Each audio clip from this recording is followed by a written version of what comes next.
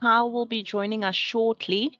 He's just waiting for load shedding to kick in on their side, then he'll join us. Thank you. Sorry for the delay.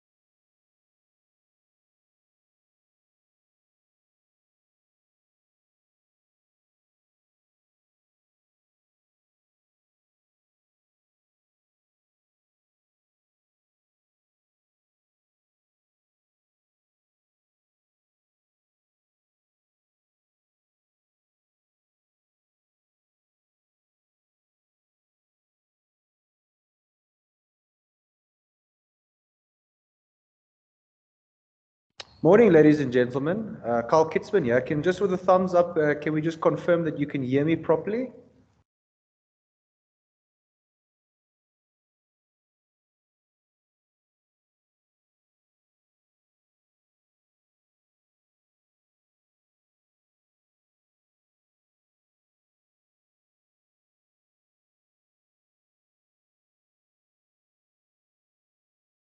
Good morning, Kyle. Merlin here. Yes, we can hear you.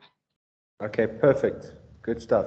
All right, thanks, ladies and gentlemen. We'll start in a minute. Apologies, a couple minutes late. We had the load shedding over here, and we had to wait for the backup to kick in, so that the Wi-Fi can obviously work. But that's obviously been sorted out at this point. I'm just busy setting up the final things here on my side, so I'll be with you in about 1 minute's time.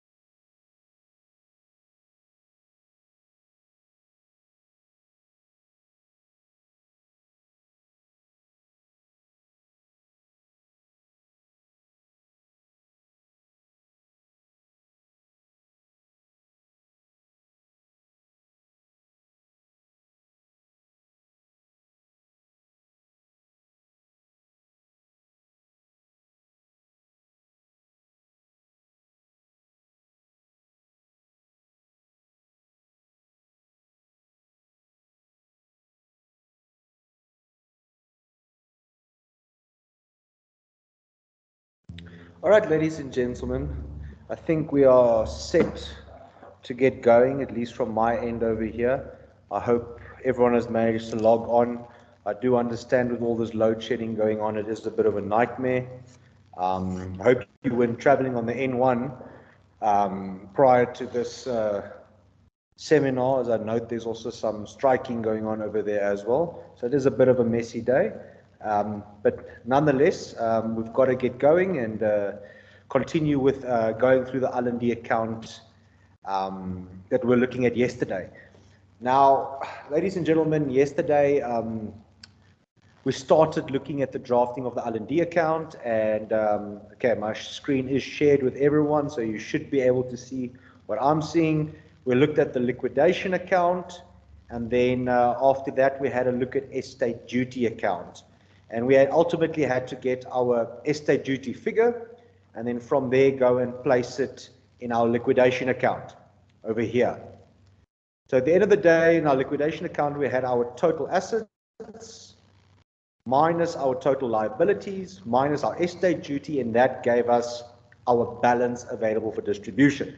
We said, importantly, this figure over here that is available for distribution, this must be distributed in order of ranking with regards to marriage, legatees, and heirs. So what we do is we take this figure over here and we're going to bring it forward into our next account. Our next account is our distribution account. Now, ladies and gentlemen, for the remaining accounts, there is no particular order that you need to do it in. You can decide in what order you want to do this. I see I have the distribution account next. So with the distribution account, you can see on top we started with the heading balance available for distribution brought forward. Okay, now this over here, this balance available for distribution that we're bringing forward, this is that figure we take from our liquidation account. This balance available for distribution, this is what is left after we've minused all our liabilities and estate duty from our assets. So our creditors, in other words, have all been sorted out already. This figure over here resembles what is left. We take this figure and we carry it down into our distribution account. We put it over there in our positive column. You can see I'm running just with the description column and then a negative and a positive column over here. So balance available for distribution brought forward, we put the figure over here. That we take straight from our liquidation account.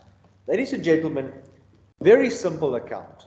What we have to do over here is we have to now distribute in terms of ranking. We said ranking is marriage, then legatees, then heirs. So over here you can see I'm giving to the surviving spouse, putting that figure. Every time we give something away, we put it in the negative column because we're taking money away from here. Spouse is first in the ranking. Ladies and gentlemen, this is only if you are entitled to something because of your marriage. Why would you be entitled? Well, maybe you were married in community of property. If you were married in community of property, you're obviously entitled to half of that figure over there. If you were married out of community of property, then there's nothing to give you. We would skip this step because the spouse is entitled to nothing because of the marriage regime. Unless, of course, it was a marriage out of community of property with the accrual system.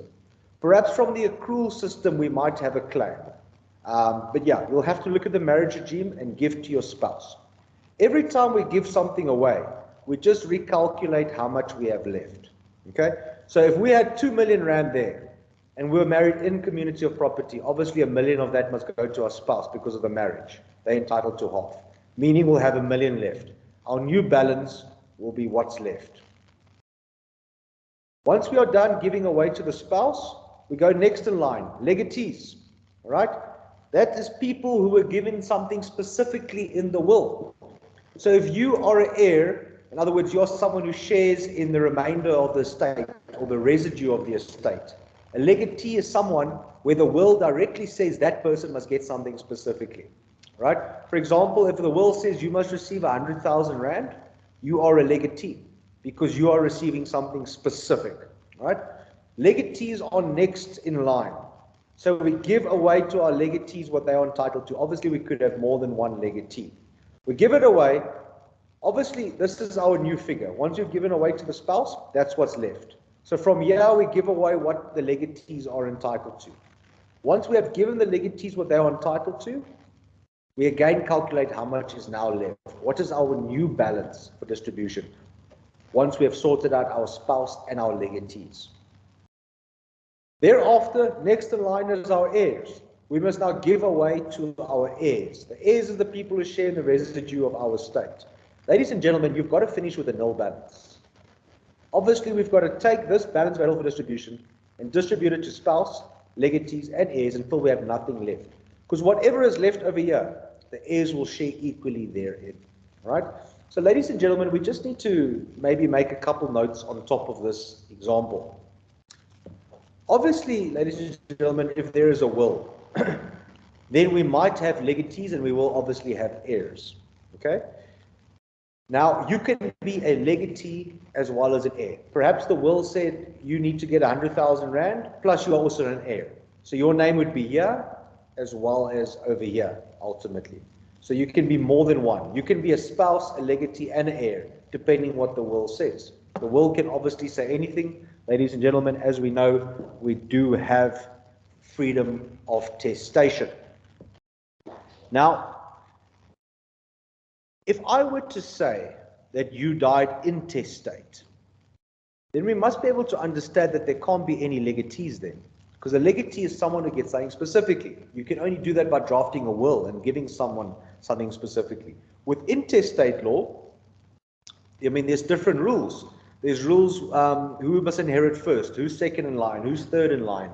I mean, rule one was the spouse and children must inherit, but the spouse must get the greater of 250,000 Rand or an equal share. Thereafter, the parents are next in line, then the siblings, and then close family members, and then ultimately, if there's no one, then the state. So if it was intestate, you might want to consider marriage, because obviously marriage doesn't matter. Marriage has nothing to do with whether you died testate or intestate. That is a total separate entity and is ranked above any will that you do or any form of intestate law. Marriage must be sorted out first. So whether you died testate or intestate wouldn't impact this part of the equation. However, if you died intestate, you would not have any legatees. You would have to do your intestate law calculation and then give away to the heirs, right? So it's not to say that all of these are going to occur. In reality, the person who passed away might not have been married or would have been married out of community of property. Then we can skip this step. They might have died intestate, or maybe their will didn't provide for any legatees. Then we'll skip this step as well. But ultimately, everyone has to have heirs. The will is designed to either leave assets behind for an heir, or if you die intestate, everyone who inherits intestate is called heirs at the end of the day. So we should at least have this portion. I mean, if we just have heirs, then we'll take whatever balance we had available for distribution from our liquidation account over here and distribute it equally amongst our heirs. So this is just to illustrate if all of these were available and something we had to do, then this is the ranking it gets done. Just to repeat, and I obviously I've said it before, but it's very crucial. Remember the ranking of creditors first, spouse second, legatees third, and heirs fourth. We're obviously starting with spouse over here because our creditors were sorted in our liquidation account, ultimately. A couple other side notes I would like to make over here. Ladies and gentlemen, if you are supposed to get something specifically, let's say your inheritance is 100,000 Rand, but it consists of a vehicle, then say over here that you are receiving a vehicle and the value is 100,000 Rand. If it consists of non-cash assets, mention in the description what those non-cash assets are. Maybe you're getting a vehicle and the furniture, and it's worth altogether 150,000 Rand as a legatee. Then you put your 150,000 Rand here, because that's the value, but you indicate that it consists of a vehicle and it consists of furniture. So always indicate what assets these people are going to be receiving. You know, I'm specifically referring to the non-cash assets. Right. To take it a bit further, we also probably need to just chat about maintenance as well. Ladies and gentlemen, if you pass away and you leave behind minor children, so any children under the age of 18 perhaps, or a spouse that was dependent on you, in other words, any dependence on the deceased person, they may have a maintenance claim to the deceased estate. I mean, you can think if you have kids that are 6 and 7 years old, or any age under 18, or any age where they are dependent on you and dependent on your money. When you pass away, they are going to lodge a maintenance claim, a future maintenance claim against your deceased estate. All right? I want us to understand you do not see maintenance as part of the distribution account. The reason being is maintenance is a creditor. It would fall somewhere here. If someone launches a maintenance claim against the deceased estate, and I'm telling you now, if you have minor children, obviously they are going to launch a maintenance claim against the deceased estate. They will be regarded as a creditor. So any maintenance that someone claims from you is ranked above everything else. It's ranked above the marriage, the legatees, the heirs, because it is ranked first, yeah, by your liabilities. Any future maintenance claim. Now, ladies and gentlemen, it might be difficult for me and you to obviously calculate a future maintenance claim. I mean, we might have a couple minor children that have lost one of their parents, and they are at different ages, and we now need to calculate how much money they would need to get through school in terms of maintenance, for argument's sake. I mean, it might be difficult for us, or it will be difficult for us. So what you would do is you would employ the services of an actuary. So actuaries, obviously, their line of work is to calculate sort of financials for what might be required in the future and to take into account inflation and different aspects like that. So they will then look at the situation and come to a figure how much maintenance each child will need while they are still minors, while they are still dependents. Now, ladies and gentlemen, how much maintenance gets allocated obviously depends on how big is your deceased estate. I mean, we can't launch a maintenance application of R1 million per child if you only have R1 million in the deceased estate. That's not going to work. So every situation is different. They obviously take into account the age of the children, how long they will still require maintenance from the deceased person, and and obviously besides that, they'll look at the needs of the children and then look at how much money is actually in the deceased estate. So what I'm actually trying to come to, if you pass away with minor kids, all right, over here, they are going to be one of your creditors. They're going to claim future maintenance. The chances of you having anything left to distribute is very slim. By the time those maintenance claims are done, chances are you have nothing left. I mean, you can think to yourself, if you have the more wealthier your estate, the more higher that maintenance claims are going to be, especially if you pass away with very little children. I mean, you can imagine kids in pre-primary school or primary school, they've still got a lot of years where they were going to be dependent on your money to get through school and so forth. So their maintenance claim might be very high. And the more money you have, the more higher the maintenance claim is going to be. I mean, that's just the way it works. Every situation is treated uniquely and differently. And it also obviously depends how wealthy is your spouse, because maybe your spouse was also dependent on you. So it's not like that spouse has a lot to give the children, the surviving spouse. So it might increase the pressure on money needed from your deceased estate for those kids. All those factors play a part. Point being, anyone launches a maintenance claim will be under creditors. It is ranked first above everything you see in the distribution account. How much they can apply for depends on all those factors that I previously mentioned, as calculated by an actuary. And you can think for yourselves, if your kids still have a long way to go before reaching majority, that maintenance claim is going to be very high, meaning the chances are your liabilities are going to be through the roof there, meaning you're going to have close to nothing left available for distribution at the end of the day.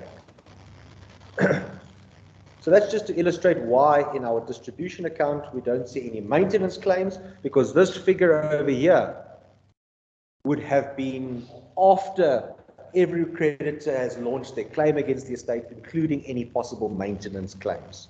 And just to repeat, it will then go in ranking of spouse, legatees, and heirs. Every time we give something away, we calculate how much is left. That's why we keep saying balance available for distribution, until we have a null balance available for distribution. And obviously, if you're giving away non-cash assets, we keep putting the value of those assets over here, but you need to, in your description, then indicate what those assets consist of, whether it's the house or the car or the furniture or whatever may be. All right. So in essence, your distribution account paints your final picture. By looking at your liquidation account, your estate duty account, and your distribution account, we actually already have a clear picture over who's getting what. I mean, our liquidation account told us what all our liabilities is getting, which is all our creditors and admin expenses, including maintenance. Estate duty, we did the account over here, we put the answer over here. So it is already telling us what possible claims SARS has. What was left thereafter, we gave away in terms of ranking in the distribution account of marriage, legatees, and heirs. So everyone who's supposed to get something has been given something. So the picture is already painted, in other words, right? But there is two other accounts that still are of relevance. And again, just to illustrate, you could not do this distribution account without doing your liquidation account. Reason being is we had to take our balance available for distribution from our liquidation account and bring it forward into our distribution account. So again, this count was very dependent on the other accounts. The next count I want to have a look at is the recapitulation account. Now, you can see here I have an extra Sorry, ladies and gentlemen, just give me one moment. I just want to close this window. The sound is quite loud.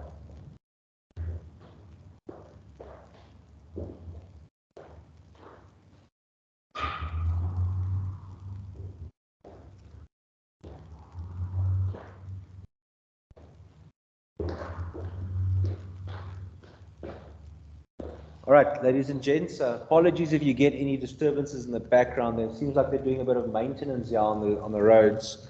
So we might now and then get a bit of a sound. The windows are closed, but it seems to be finding its way through. Nevertheless, let's go to the recapitulation account. Now you can see I started off over here with the sentence, cash assets and assets reduced to cash. Now let us analyze that sentence. Assets reduced to cash. Is that not another way of just saying assets that were sold for cash? We learned in the liquidation account, assets that were sold for cash, we use the word realized. Cash assets, on the other hand, is obviously assets that is already cash.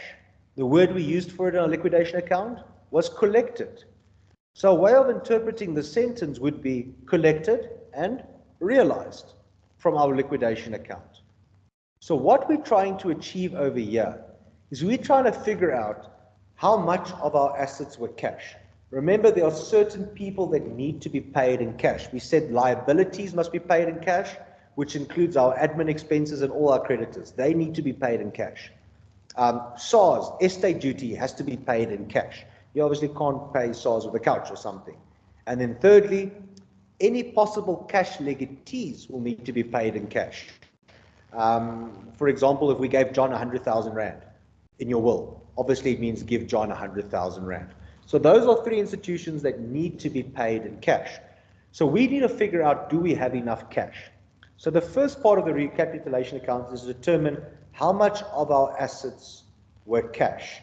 You can see I divided it into four sort of tables over here. The first one is description. Again, I use my calculation column and then my negative and my positive column over here. If there's two columns here, it's negative, positive. If there's three, it's calculation, negative, positive. That's the format I always make use of. All right. So cash assets and assets reduced to cash. How do we figure out what assets were cash? I said that means collected and that means realized. So what we do over here is we go back to our liquidation accounts. Let's go back there. Now you recall the liquidation account, we kept numbering all of these assets.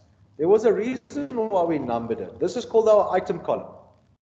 From our liquidation account by assets, we can see which assets were awarded, which assets were collected, and which assets were realized. Everything collected or realized was cash. Everything awarded was a non-cash asset. I mean, this we spoke about yesterday. So we can now go through our liquidation account and have a look at our assets. Item 1 was the house. That was awarded. Okay, that is non-cash. Item 2 was the vehicle. We awarded it. Again, I obviously fabricated all of this, ladies and gentlemen. It's not to say it's going to be like this in the deceased estate you deal with. But it's awarded, meaning it is non-cash. Item 3, furniture, we said awarded. Okay, non-cash. Item 4, awarded. Non-cash. Item 5, the coins, okay, we said realized. So item 5, we had a realized item. So item 5 was cash, in other words. Item 6 was the company, and we said realized. So that's cash as well. Item 7 was the public company. We awarded it. Okay, that's non-cash. 8, 9, 10. Collected, collected, collected. Claims and favors, usually cash. So 8, 9, and 10 is also cash. Everything was collected. Everything collected and realized, in other words, is cash. So we said item 5, item 6, item 8, 9, and 10. Those were our items from assets that were cash because they were realized or collected. So what we do in our recapitulation account is we go right here. Item 5, item 6, item 8, item 9, item 10. Those are all the items from the liquidation account that was cash. Everything that was realized and collected. We write those items. You don't have to write the item, the description of the asset out. That's why we numbered it. So we can just literally say item 5, 6, 8, 9, 10. In your calculation column, I put how much all of those assets were. Obviously, the liquidation account is telling you how much we realized the assets for, or how much we collected the assets for. So we list all of those figures that we take straight from the liquidation account for all our cash and realized assets. We add it up. That's why I've put it in my liquidation account, in my calculation account, ladies and gents, because I'm going to take all of these figures, item 5, 6, 8, 9, 10, add it up. My total answer, you can see where I drew the arrow.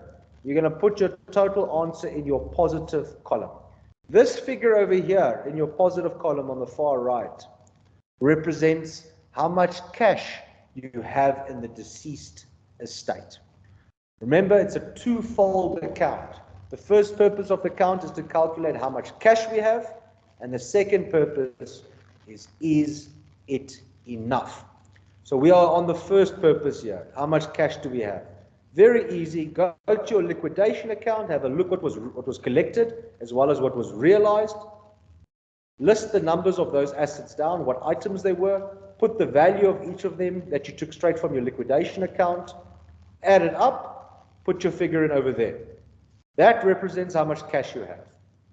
Now the next part of the question is it enough cash? In other words, do we have enough cash? Right. So you can see over here, I write 2 liabilities, 2 estate duty, and 2 cash legatees. These are the 3 aspects I said always need to be paid in cash, ladies and gentlemen. And I think it makes perfect sense that you can't pay these people with non-cash assets. All of these people need to be paid in cash. So we go list what was our liabilities, what was our estate duty, and what was our cash legatees. All right. I note that these are in the first column. I think, technically speaking, these X's should be over here in the middle column, the negative column, because we are now minusing this from that top figure. We are not calculating. We took this total to calculate that. But these liabilities, estate duty, and cash legatees, you can make a note, those X's must be in the negative column. Right? So we take our liabilities. Where do we take our liabilities? Straight from our liquidation account. What was our total liabilities? We write it in here. What was our estate duty? We write it in here. Did we have any cash legatees? How much were we supposed to give them? We write it in here. Then we minus these figures. We minus our liabilities, estate duty, and cash legatees from our figure over here, from our cash assets and assets reduced to cash. This minus that, minus that, minus that is either going to give you a positive or a negative answer. Ladies and gentlemen, if you get a positive answer, we call it a cash surplus. If you get a negative answer, we call it a cash shortfall. Right?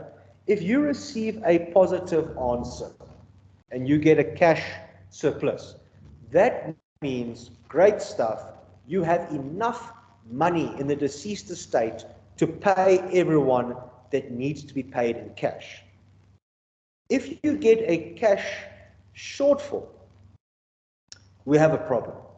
That means there's not enough money in this deceased estate to pay these people that need to be paid in cash. In reality, what would we have to do, ladies and gents? The only thing we can do is we have to go and sell some assets, because we need to have enough cash in the estate to pay liabilities, estate duty, and cash legatees with cash, right? So, in practice, I would never advise that you as executive just start selling assets. What you should be doing is you should go and have a discussion with the beneficiaries to the deceased estate, the heirs and legatees and the spouses and so forth, and explain to them, listen, we have a bit of a problem. We do not have enough cash in the deceased estate. We thus need to start selling assets so that there is enough cash in the deceased estate. Now, ask for their opinion on what assets they would rather wish for you to sell. Some of them might want to keep the car or the house or whatever the case may be. They might not want certain assets being sold. So we try and sell those assets that they are sort of okay with us selling. But at the end of the day, If we need to sell the bigger assets, if we need to sell the cars and the houses, we have to do it. Because these people over here rank above the other people. Creditors, liabilities, estate duty, these people need to be paid, ladies and gentlemen. So we need to give them the cash. So we try and avoid selling assets that the heirs don't want us to sell, but at the end of the day, if we have no choice, we have no choice.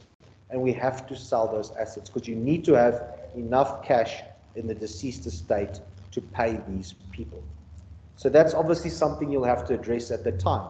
Now you might wonder, is it not better to do this recapitulation account before we do the distribution account? Because over here we might be saying this person gets a car, this person gets the furniture, but then we come here and we see there's a cash shortfall and we have to sell the car and the furniture. Ladies and gentlemen, if you look at it that way, then yes, it's better to do the recapitulation account first. But I'm trying not to teach you from writing an exam perspective. I'm trying to speak to you from you doing this in reality. Now, in reality, ladies and gents, by the time I'm doing this distribution account, I already know if I have enough cash in the deceased estate or not. You as executor will know. You will know what assets there are. You will know how much cash you have. Why? Because you have opened the deceased estate bank account. All the cash you have put into that account. After doing the liquidation account, I already know what my liabilities are, and I already know what my estate duty is. I also know from looking at the will if there's any cash legatees or not. So think practically about it. Before you even start this distribution account or the recapitulation account, you should already be in a position to know if you have enough cash in the deceased estate or not. Right? If you were writing an exam, obviously you wouldn't know at the end of the day. But in reality, you would know. So for me, it doesn't make a difference because I will know before I even start this account whether I have enough cash or not. So I might put off or hold on this account and go and sell some assets at the end of the day. So yeah, if you're looking at it from a purely theoretical perspective, then it actually makes sense to first do your recapitulation account because it might influence our distribution account. We don't want to give non-cash assets to people over here and then we figure out we have to sell those non-cash assets because we have a cash shortfall and these people need to be paid in cash. But yeah, in reality, that's not going to make any difference because you should know before the time. I mean, it's just practical. Okay. So that was the recapitulation account. Take everything realized or collected from the liquidation account under assets, list what number they are in terms of the items, put their value down, add it up. From there, we minus liabilities, estate duty, and cash legatees. These are three institutions that need to be paid in cash. We're either going to get a positive or a negative answer. Cash surplus or a cash shortfall. If we have a shortfall, we have a problem. We have to start selling assets. If we have a surplus, no worries. At the end of the day, we can continue doing what we're doing because we have enough cash, so everything will ultimately balance and work out at the end of the day. All right. So again, this recapitulation account, although it didn't show who's getting what, it was purely there to see if we have enough money. We literally gave no money to anyone at this stage yet. We're just calculating if we had enough money or not. So although that's all it does, this account, it still is very dependent on the other accounts. I mean, you needed your liquidation account to do this account because you needed to see what was realized or collected. You needed to know who were your liabilities, what was your state duty. All this information we take straight from our liquidation account. So it's obviously dependent on the other accounts as well. So these four accounts sort of live and breathe together. They all need one another in order to finalize the accounts at the end of the day.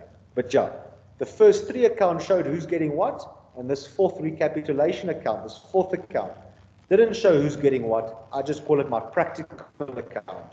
It shows if we have enough cash to achieve what we are trying to achieve in this deceased estate. Righto. One more account to speak about. That was the income and expenditure accounts.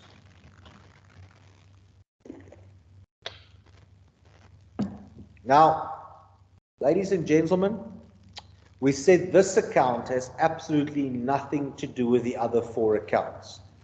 If you put figures in this account that is not reflected or that is reflected in any of the other accounts, then you have made a mistake. That is the long and the short of it. And we spoke about this account already, and I think we touched on it when we looked at page 1 of these notes as well. We said that this account does not deal with assets that are sold. Assets that are sold after date of death, money you make or lose from selling those assets does not form part of this account. And the explanation was because you had those assets the day you died anyways. Who is not to say that before the person died, they could not have sold their car or house for even more or even less money at the end of the day.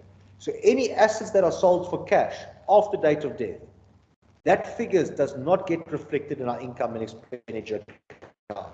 We learned with the liquidation account that any assets of the deceased that we sell for cash, we always use that sold for, that realized price, in our liquidation account. So what we are talking about in this account is money that is made or lost after date of death. In other words, we did not have to sell any assets to get this money. Simply money made or lost after date of death. Now, typical examples of that would be when the deceased passed away and they have money in their bank accounts, and then when we actually get to closing those bank accounts, we discover that money has increased or decreased after date of death. That increase in the money after date of death or decrease after date of death is for our income and expenditure account. Another example would be perhaps rental income. You know, if you're leasing one of your properties out and getting 10,000 Rand a month, when you die, that tenant is still leasing that property and still carrying out the terms of their lease agreement.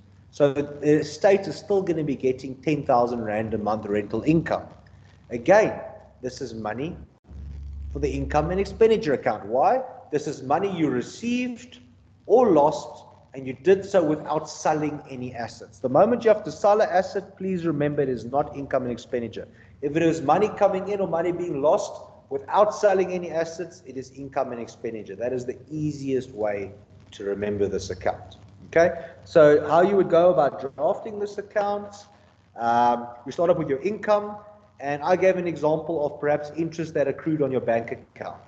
So maybe you had 500,000 in your FNB savings account, and when we closed down the account, there was 510,000 Rand therein. In other words, 10,000 Rand interest accrued after date of death. So that 500,000 Rand that was in your account at date of death, that would have been money we would have put in our liquidation account, okay, under claims in favor, because we had 500,000 Rand in our bank account the day we died. But that 10,000 Rand interest that accrued after date of death, that 10,000 Rand will be for this account. So it put the 10K over here because it was money that was made without selling any assets after date of death. So you would list all of your income and you would have your total income, in other words. Right. Ladies and gentlemen, when it comes to income and expenditure account, if you have income, you automatically have at least one expense. I think I spoke to you about this before, but just to recap, you as executor are entitled to 6% of any income that comes into the deceased estate after date of death.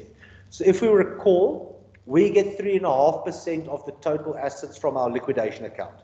That is our sort of salary for winding up this deceased estate, or our fee rather. But they put a little cherry on top of the cake for you, and they say, listen, your job is to wind up this deceased estate in the most beneficial way for the beneficiaries, for the heirs and the legatees and the spouse. So if you can secure income for the deceased estate after date of death, we'll give you 6% of that total income. So it sort of gives you motivation to actually try and secure income for the deceased estate after date of death, because this is obviously going to be for the benefit of the beneficiaries. So you as an executor are entitled to 6% of this total income. So you will be an expense because your fee must be deducted from this income. All right. Then I just gave another example of possible expenditure you can get off the date of death. And perhaps, you know, we use the bank account now and we said at FNB 500,000 Rand turned into 510,000 Rand. So we said that 10,000 Rand interest was income after date of death. But you could similarly maybe have had 5,000 Rand in your ABSA bank, and that 5,000 Rand was there the day you passed away. So obviously that money will be reflected in your liquidation account under claims in favor. However, perhaps when you go and close down that bank account, there's no longer 5,000 Rand in your ABSA bank account. There's now 4,500 Rand. There has been 500 Rand bank charges since date of death. So the account hasn't been closed after date of death and has been losing money because of bank charges. Again, this is money lost. We did not sell any asset. It is just money lost. So this is now expenditure in the income and expenditure account, and we'd have to reflect it over here. Ultimately, we have our total income minus our total expenditure, and this will give us a balance available for distribution. Now, I want us to think practically about this, ladies and gents, because this is a brand new balance available for distribution. The figures that are here was not represented in the other accounts. Now, if we recall, we just quickly go back just a bit up. In our liquidation account, we got a balance available for distribution. We took that figure and we distributed it in our distribution account. So we carried it forward over here to balance available for distribution brought forward, and we distributed in ranking of spouse, legatees, heirs, until we had nothing left. Now we went further and we did an income and expenditure account, and we found, hold on, there is some money that was made after date of death. And this money, income minus expenditure, is our new balance available for distribution. Now the question now is, this balance over here, what do we do with it? I mean, it's not yours. You've taken your fee over here by your executive's fees, your executive's remuneration. We have to now give this money away. We have to distribute this money over here. We haven't done anything with this money. So in other words, your income and expenditure is in other words, a two-in-one account. Because this balance over here, you must go and distribute again in order of ranking. Now we remember the ranking was spouse, legatees, heirs. Ladies and gentlemen, let's just think practically about this. If you had a legatee, let's call it the legatee John, and it said John must get 100,000 Rand. If you went in your distribution account and gave John 100,000 Rand, you can't give John money again. Legatees just take once. They take what they are entitled to and then they are finished. So you can see, when I now want to distribute this balance here, I have the spouse and I have the heirs. I've left the legatee alone because we already gave to the legatee what they're entitled to in our distribution account. They were then sorted out over here. We can't give them more. They got what they were supposed to get in terms of the will over there. So this balance over here, we distribute in terms of marriage and heirs until there is a nil balance at the end of the day. Only if there's a marriage that's applicable in COP, for example, half is entitled, but the heirs will then be entitled to the remainder. Now, there may perhaps be a situation where legatees could find a home over here. Let us take a practical example and go back to our distribution account. Let us say that over here, we had, let's say, 500,000 Rand available for distribution, for argument's sake. And we were married in COP. So we had to give half away. So we gave 250,000 Rand to our heir, meaning we have 250,000 Rand left. Okay, this 250,000 Rand must now go to legatees and heirs. Legatees are ranked higher. Let's say in our will we said John must get 300,000 Rand. Okay, I only have 250K left. So I cannot go and give John 300,000 Rand. The reason being, I only have 250K. So I give John the whole 250K. There's a 50,000 Rand shortfall, but sorry, you can only give what you have. Meaning there's nothing for the heirs, eh? Because all the money was used up before we got to the heirs. Our legatee John got a 50,000 Rand shortfall as well. All right, we move on. We do the income and expenditure account, and here we raise an extra 100,000 Rand. after date of death. Give half to spouse, but remember the legatee was entitled to 50,000 rand. That legatee, John was supposed to get 300,000 rand, but we could only give 250,000 rand to John because that's all we had left. John can then come and get his remaining 50,000 rand over here. So legatees, in other words, can have a home in this account if we were unable to satisfy their requirements in the distribution account due to lack of money or due to the insufficient balance available for distribution to give the full amount to the legatees. Our heirs obviously got nothing then as well. So there a legatee could come in over here.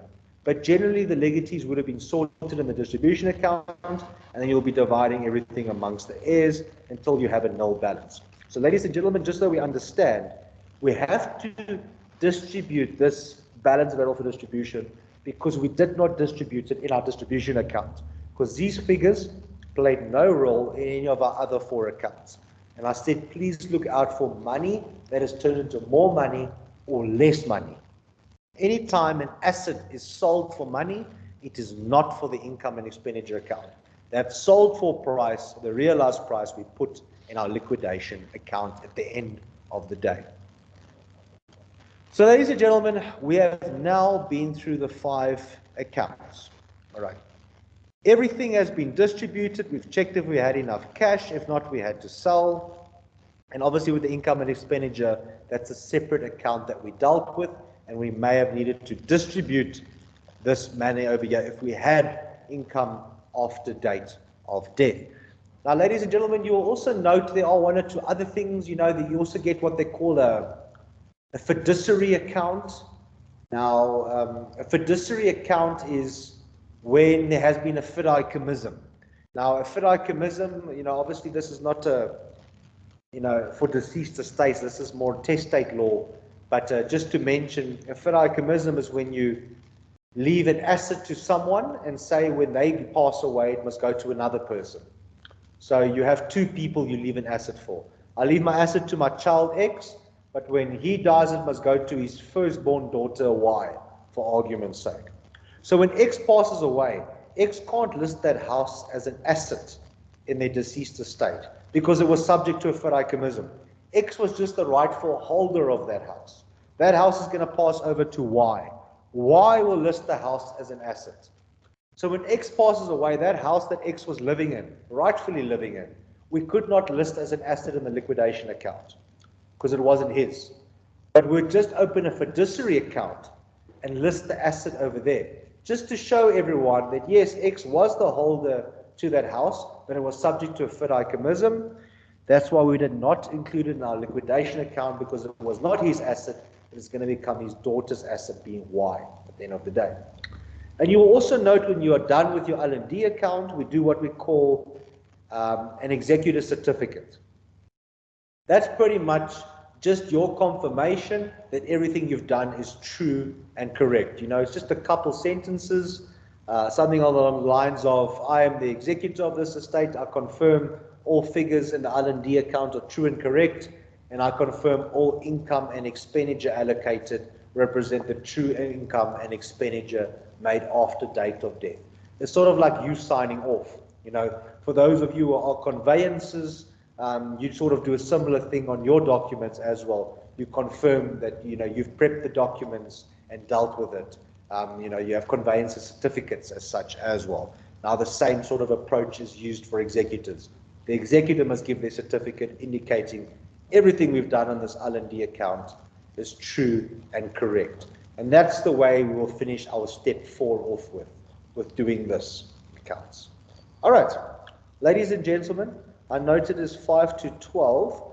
Let's take a quick break, and then we come back on and discuss 1 or 2 other things. What I just want to show you is, I just want to talk a bit more about what things will fall into our different accounts, and thereafter we'll do questions again.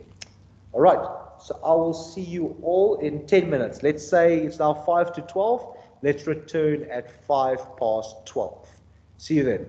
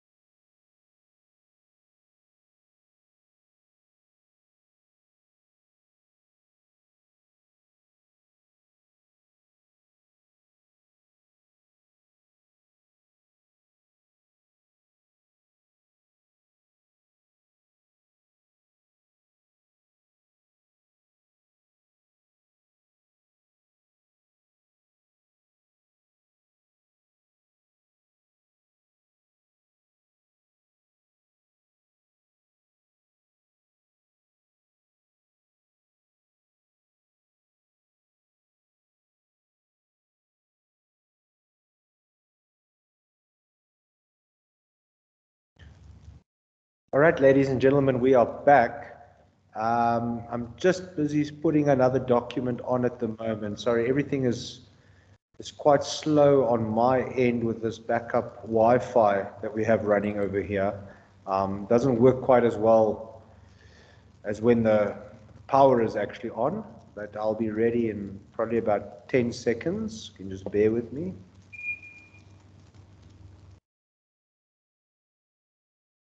Great, there the power comes back on anyways.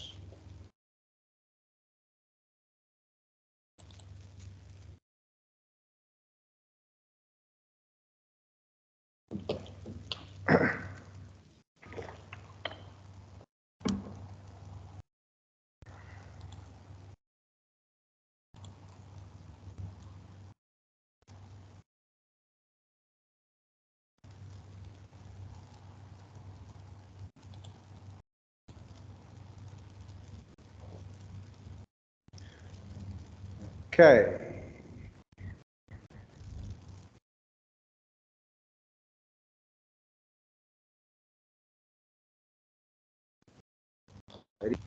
Um,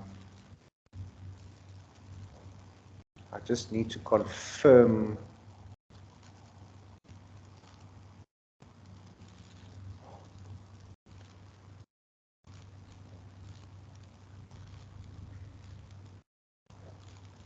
Okay. All right. We should be good now. Now, ladies and gentlemen, this is just a little sort of exercise I came across. It's obviously exam set up, which is not what I'm trying to do with all of you. But yeah, I thought we could sort of look at what they're saying over here and sort of make notes as to where we would put this in the accounts, how it would affect our accounts at the end of the day. Because what we're trying to achieve is that we practically understand what goes into what account and what affects what account at the end of the day. So if we have a look over here, it speaks of a scenario, okay, it's an X and Y scenario, where X is married in community of property to Y, and X dies with a valid will. So obviously we have a will here, ladies and gentlemen, so we have to look out for heirs and legatees in that particular will, and we have a marriage in COP. So that's going to play quite a big impact on our estate duty, as well as our distribution account, as well as the way we award assets in our liquidation account. Because every non-cash asset will ultimately be awarded, and our spouse will be entitled to half because of the marriage in COP. X leaves his entire estate to his two children, A and B. So the moment someone leaves their entire estate to someone, they are heirs. Heirs get what the residue of the estate, and X bequeaths 20,000 Rand to a children's fund. Yeah, X is giving something specifically to a children's fund that makes the children's fund a legatee. But from looking at this, I don't just see a legatee, but I see something that could possibly affect our estate duty, because the children's fund seems like a charitable bequest at the end of the day. Now, we have to now obviously draft our liquidation account. Ladies and gentlemen, we deal with our assets. I mean, by immovable property, we're going to put our earth of 2 million Rand. After we're done with immovable property, we move on to movables. If we have a look here, what classifies as movables? Obviously, the Mazda vehicle is a movable for valued at 100,000 Rand. Yeah, they're obviously not telling us that these assets were sold for cash. They're just giving us the value of these assets. Therefore, remember, when we have the value of assets, we need to describe it, say how we got to the valuations, and we need to award it. If I look at my situation over here, I have a marriage in COP and I have two heirs, being A and B. So when I award these assets, I'm going to give half to my spouse because of the marriage and community of property, and the other half, the heirs half, A and B will then share in the remaining half of the property. That is how we will award it in our liquidation account. Coins, we said, as movables. They've told us it's realized 30,000 Rand. Yeah, they speak of ABC company shareholding approved by Chief Revenue Inspector. Ladies and gents, if we remember from the liquidation account we looked at, shareholding approved by Chief Revenue Inspector is what we had to say when we dealt with private companies. Over here, they speak of shares valued at 500,000 Rand, but sold for 800,000 Rand. We always use the sold for price in our liquidation account. So our ABC company, this PTY Limited company, will also be a movable, and the amount we'll be making use of is the 800,000 Rand. Always the sold for price. I mean, I think I've hammered that in enough times over the course of the last couple seminars. So the 800,000 Rand is what we will be making use of. UT, the moment you see a UT, it refers to unit trusts. Unit trusts will also form as a movable. I see they then speak about an FNB savings account. We know this is a claim in favor under assets, but before I go to claims in favor, we just make sure that our movables are finished. I see here as a comic collection as well. A comic collection is obviously a movable asset. Ladies and gents, yeah, they speak of value at date of death was 50,000 Rand and realized for 60,000 Rand. Realized means sold. Ladies and gentlemen, again, this is an asset. We had to sell this asset to get 60,000 Rand. The moment we sell something, we use the sold for price in our liquidation account, and it is not for our income and expenditure account. Remember the question you ask yourself before you do income and expenditure account. Did I have to sell an asset to get this money or lose this money? If the answer is yes, then it doesn't belong in that account. It belongs in your liquidation account using the sold for price. So this amount, the 60,000 Rand we sold the comic collection for, this will be a movable in our liquidation account under assets. You see here, the question is saying there was 5,000 Rand commission as well. We had a chat about this. That is obviously money we paid someone for selling this comic collection for us. Any commission payable to someone is an admin expense. It is a liability falling under administration expenses. You'll see we listed it as one of the admin expenses when we went through that yesterday. And yeah, so this will be under liabilities at the end of the day. Commission payables and administration expense. Then we go, we are now done with our movables from what I can see over here. We now move on to our third type of asset, which is claims in favor. And I said look out for bank accounts and look out for any life policies that might be paying into the deceased estate. Yeah, they have a FNB bank account, balance at DOD, so that date of death is 25,000, collected 28,000. Okay, this is obviously not very self-explanatory. You won't have an issue like this in practice. But the reality is, from what I can adduce what they're trying to say over here, is that you had 25,000 Rand in this FNB savings account the day you passed away. However, we collected 28,000 Rand. Now, ladies and gentlemen, 25,000 cannot become 28,000 Rand. You cannot sell 25,000 to make 28,000 Rand. This 25,000 must have accumulated in interest to get to 28,000 Rand. Again, you will obviously not need to be making assumptions in reality, but if we were in an exam setup, you would need to assume that 25,000 only become 28,000 Rand because we did not close our bank account at date of death. We left it open, and interest was accumulating that got it to 28,000 Rand. So in our liquidation account, remember with bank accounts, under claims in favor, you always put what you had at date of death. So we'll put out 25,000 Rand. This 3,000 Rand that accumulated after date of death, that 3,000 Rand will be for the income and expenditure account.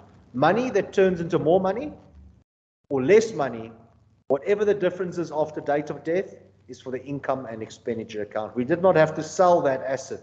We didn't sell 25,000 to get 28,000. So this 25K is what we'll use in our liquidation account because that's what you had at date of death. I also see there's three policies they speak about over here. There's the Sanlam life policy, 550,000 Rand payable to Y. So here's a life policy that has a named beneficiary. Y is our spouse. Okay. So we learned that if there is a life policy over the deceased life that has a named beneficiary, please do not include that in your liquidation account. And if you recall, we said any life policies with a named beneficiary, when you die, that money gets paid straight to the beneficiary. It does not form part of our liquidation account then, because the money does not come into the deceased estate account. It goes straight to the beneficiary. So for the liquidation account, we leave that open. The momentum policy over the life of Y. So here's a policy over the life of someone else. It's over the life of Y. Yeah, they speak about a surrender value of 600K plus unpaid premiums. Okay. Again, the question is obviously not very, it's a bit vague and so forth. But if you recall our discussion about policies, and we had a discussion about any policies over the life of someone else, where the deceased person was actually the named beneficiary. So what I can gather over here, here's a policy over the life of someone else. It's over the life of Y. And yeah, they speak of a surrender value. So what they're implying is you, the deceased person, in other words, X, was the beneficiary to this life policy. But X died first. Y then obviously decided to cancel this policy, and a surrender value was paid out into the deceased estate. These unpaid premiums they speak about, that will just be a creditor. That's a liability. Remember, full disclosure. Show the money coming in, show the money that's owing.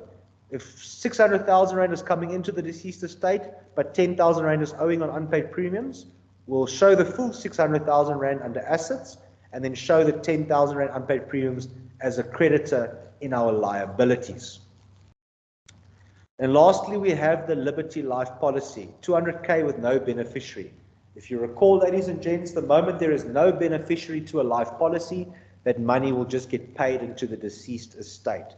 So I will also obviously show this life policy as a claim in favor in my liquidation account, because there's no beneficiary.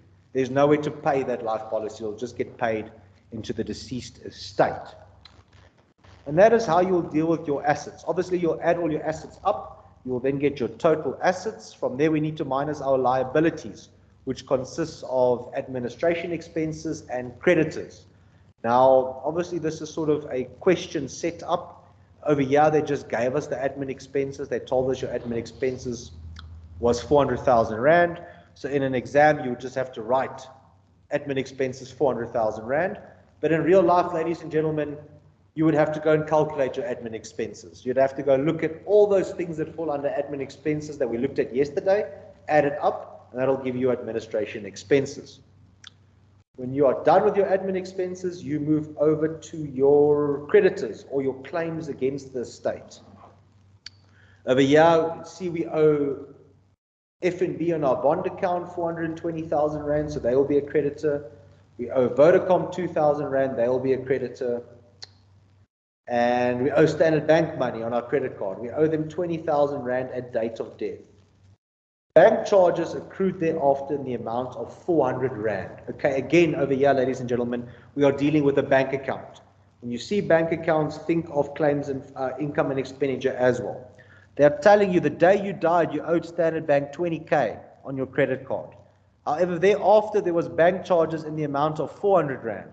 The word thereafter is the key one. That would imply after date of death, you lost 400 Rand in bank charges. Okay, we know that's expenditure in the income and expenditure account, but we are just dealing with our liquidation account for now, so we put in the date of death value in the bank account. So this Standard Bank credit card is a liability, and the amount we put in is 20,000 Rand in our liquidation account, because whatever happened over here happened after date of death, meaning we won't deal with it at this stage, we'll deal with it later. All right. From the top here, I also mentioned, remember, your unpaid premiums must also fall as a creditor. And then we also had that commission of 5,000 Rand, but we said that forms part of our admin expenses. Ultimately, you would now have your total assets minus your total liabilities, and then we'll also need to minus our estate duty to get our balance available for distribution. So let's have a look over here. What sort of items over here will impact our estate duty? Now, we said estate duty is property plus deemed property minus allowable deductions minus our 3.5 million rebate.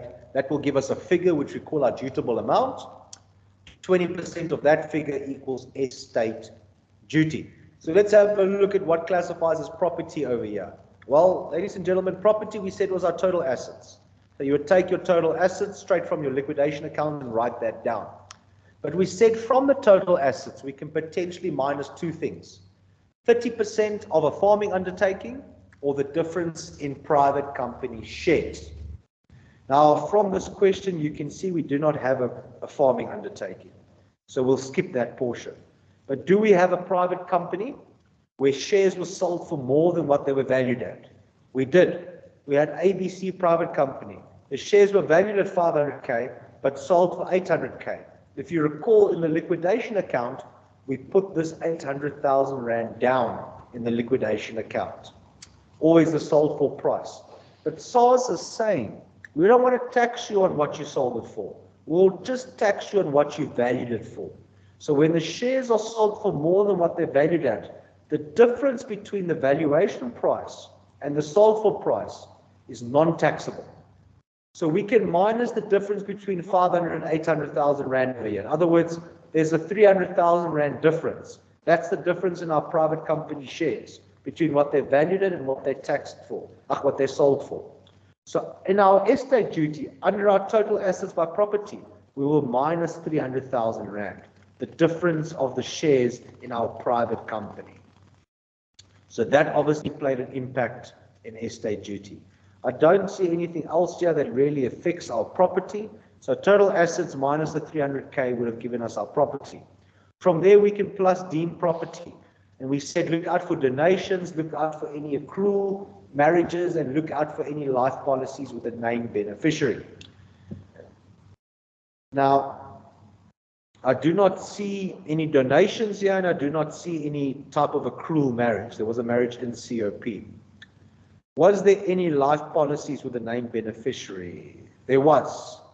Sanlam Life Policy, 550,000 payable to Y. That policy, if you recall, we left out of our liquidation account because it wasn't our asset. But if you remember from our discussion yesterday, we said SARS, for estate duty purposes, is still going to treat it as our asset. So this Sanlam Life Policy with a named beneficiary of 550K will have to include under deemed property, unfortunately. So that will form part of our deemed property. I do not see any other deemed property over here. From the deemed property, we then have to minus, or should I rather say less, our allowable deductions. What counts as allowable deductions over here? Well, we said the first one is your total liabilities. The total liabilities we take straight from our liquidation account. That would be an allowable deduction. Other than that, we had a charitable bequest over here. We gave 20,000 to this children's fund. That's a charitable bequest. Now, we said any charitable bequests are also allowable deductions, so we can minus this 20,000 Rand, because that is a charitable bequest and it is an allowable deduction. There was obviously no accrual marriages. We also said if there is a life policy where the named beneficiary happens to be our surviving spouse, we can minus it over there. In other words, SARS does not want to tax us on that. So if you have a look at this Sanlam life policy, we plus this by deemed property because it was a life policy over the life of the deceased with a named beneficiary.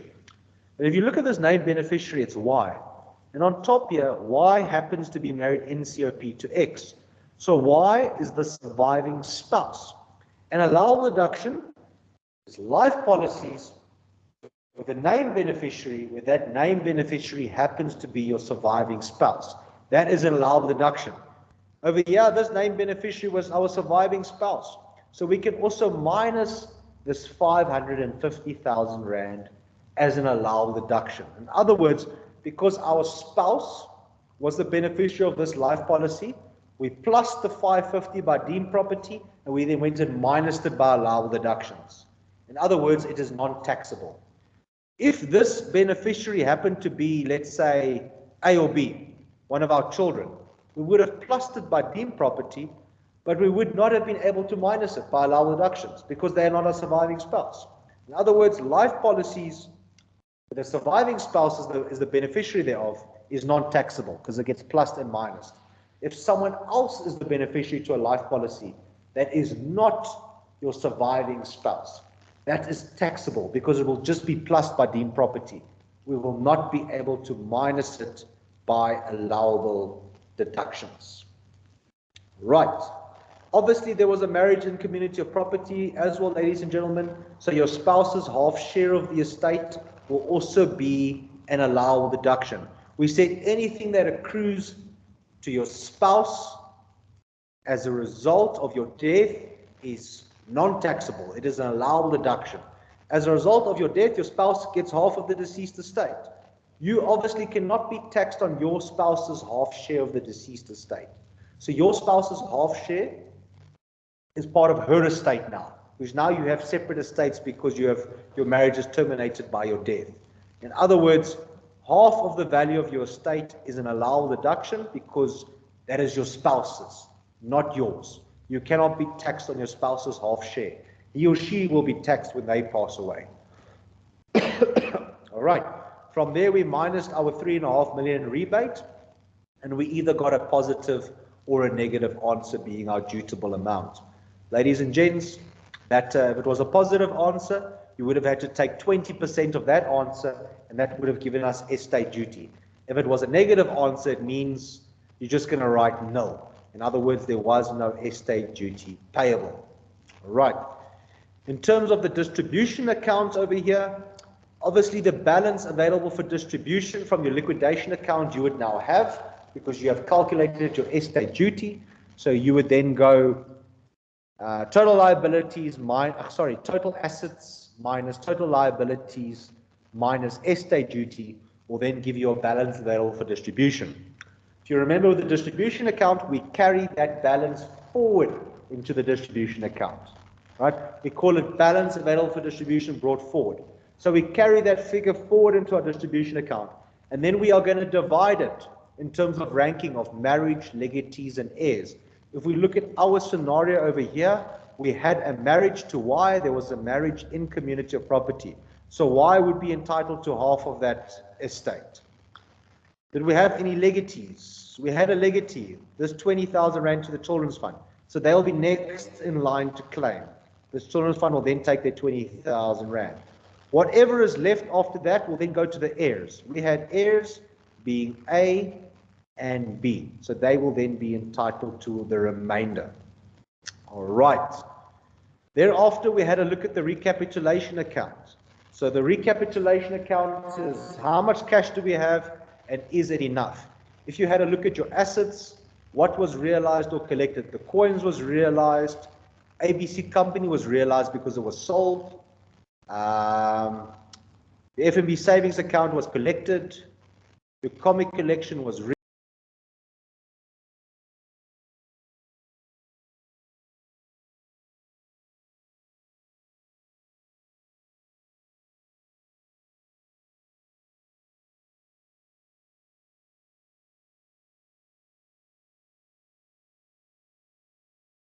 over what is cash. So we would then add all of those items up, and that will give us our cash assets and assets reduced to cash figure. From that, we will minus our total liabilities, which we calculate in our liquidation account. We will minus our estate duty, which we have already calculated, and we will minus any cash legatees. We had one cash legatee there, the Children's Fund of 20K. So we have to give them 20,000 Rand. So they must also be minused as a cash requirement. After minusing the liabilities and estate duty and cash legatees from your cash assets and assets reduced to cash, you will then obviously get a positive or a negative answer. If it's positive, happy days. If it's negative, I already explained to you, it means you will need to start selling some assets to raise sufficient cash to cover your liabilities, estate duty, and cash legatees. The other account would have been the income and expenditure account. Now let's have a look if anything here impacted that account. Well, we'll start by assets. Over here, our FNB savings account. We said in our liquidation account at date of death, under claims in favor, we had 25,000 Rand. However, 3,000 Rand accumulated through interest. Look, they don't tell us over here, but obviously they expect you to make the assumption then. As I said, in reality, you won't need to make an assumption, you will know. So we run on the assumption that 25 became 28. It increased with 3,000 Rand off the date of death. And that could have perhaps happened through interest. So that 3,000 Rand would definitely then be an income in your income and expenditure account. Remember, we haven't spoken about this extra 3,000 Rand as of yet, because we put 25K in our liquidation account. So that 3,000 Rand is income and income and expenditure. I do not recall seeing any other potential incomes after date of death. It was just that savings account. All right, that will be your income, 3K then. Then we start off with our expenditure. Now, because we have an income, we already at least have one expense, the executor's fees. You as executor, we said, are entitled to receive a further 6% of any income that you bring in after date of death. So you'd be entitled to 6% of that 3,000 Rand. I think that's about, quickly, it's about 180 Rand, I believe. All right. Was there any other expenditure after date of death? We did. We had that Standard Bank credit card. We said bank charges accrued thereafter, in other words, after date of death, in the amount of 400 Rand. We have not accounted for that 400 Rand yet, ladies and gentlemen. So we'll have to indicate those 400 Rand bank charges from our Standard Bank account as an expenditure after date of death. That is the only income and expenditure that I see from this specific example. Money that became more or money that became less after date of death. So we minus our expenditure from our income, and that's going to give us our balance available for distribution. Ladies and gentlemen, you will now need to go and distribute that money again, because we haven't done anything with that money. We'll need to distribute it in terms of ranking. Marriage, legatees, heirs. So there was a marriage in COP, we give half away. If you recall, our only legatee was the children's fund, and we would have sorted that legatee out in our distribution account, our initial distribution account. Therefore, we can't give the legatee more money if we've given them 20,000 Rand already, because that's all they're supposed to get. So the remainder will be split amongst your heirs, A and B. Divide what's left so that you have a nil balance.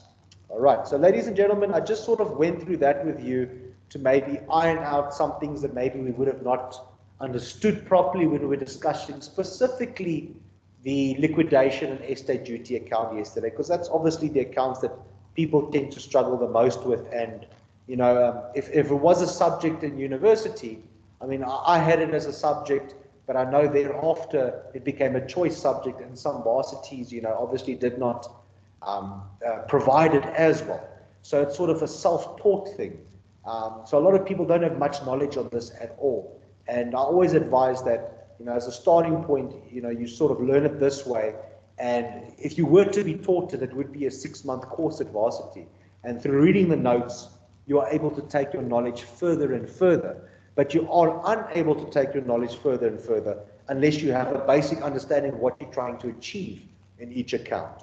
And I'm trying to make sure we have that understanding of what we're trying to achieve so that we are able to then go and take knowledge further and further, because we'll be able to understand what we read in the notes provided to you at the end of the day.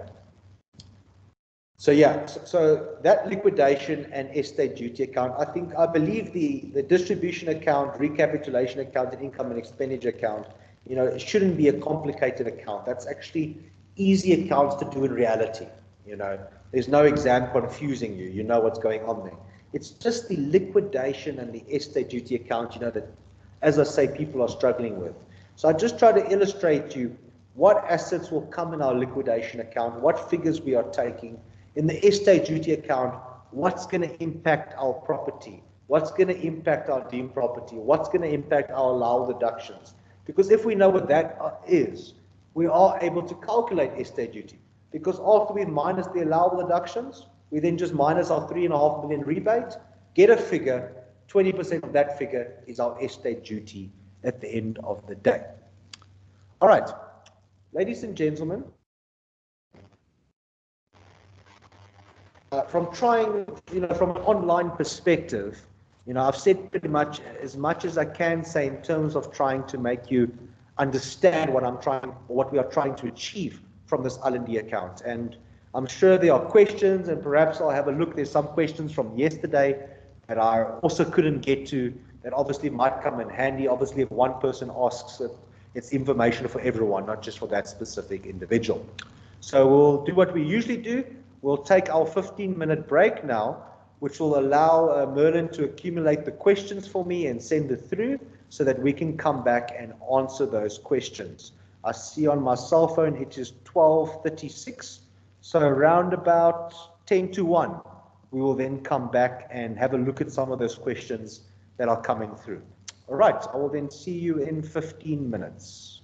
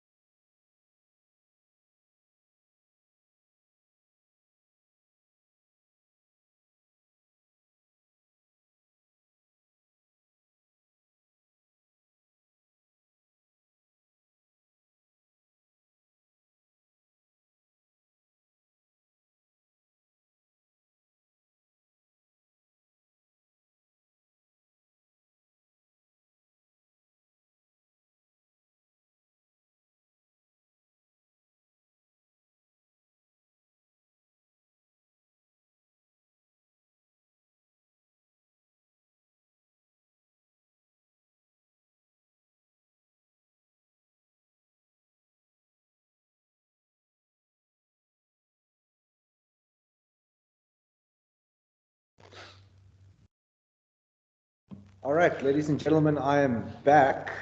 I'm just opening up the questions. One moment.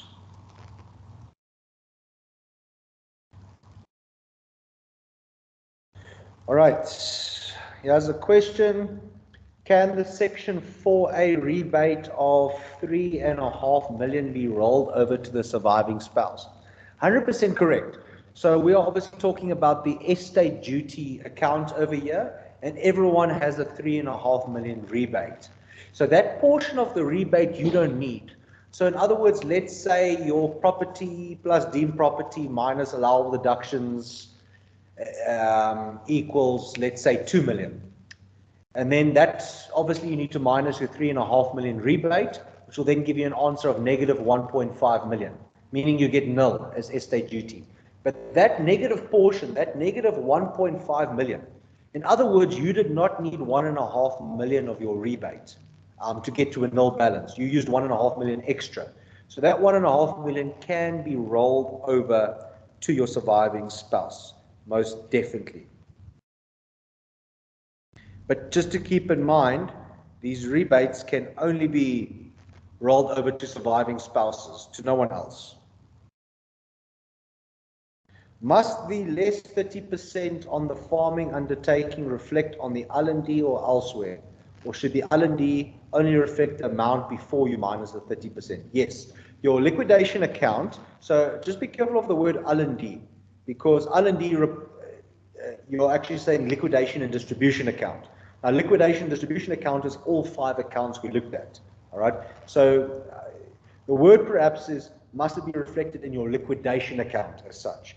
And the answer is no. You reflect the full value of the asset in your liquidation account, and then the minusing of 30% only occurs in your estate duty account. But yeah, just remember L&D implies all the accounts.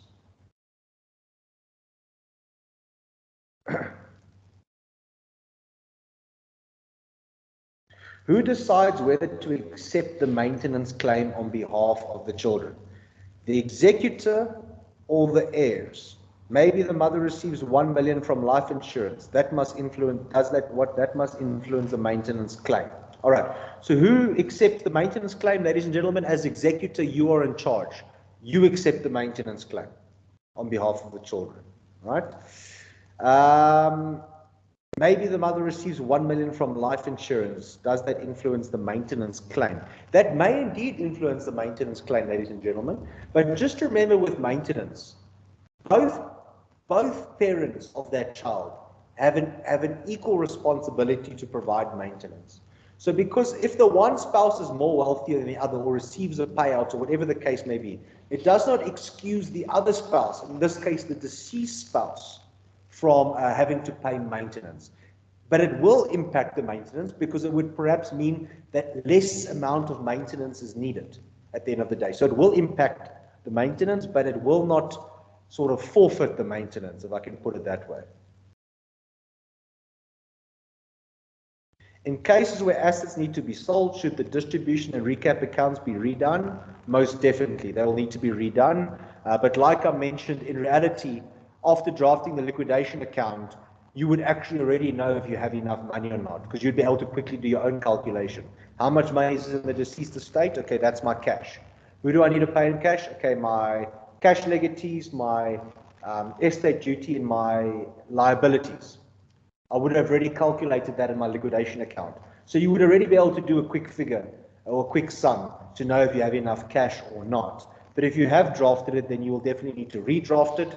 You know, a lot of people, when they draft the L&D account, they first draft it in pencil, you know, just to see how everything works out, and then go and do it correctly. So because you may need to amend your L&D as you figure certain things out.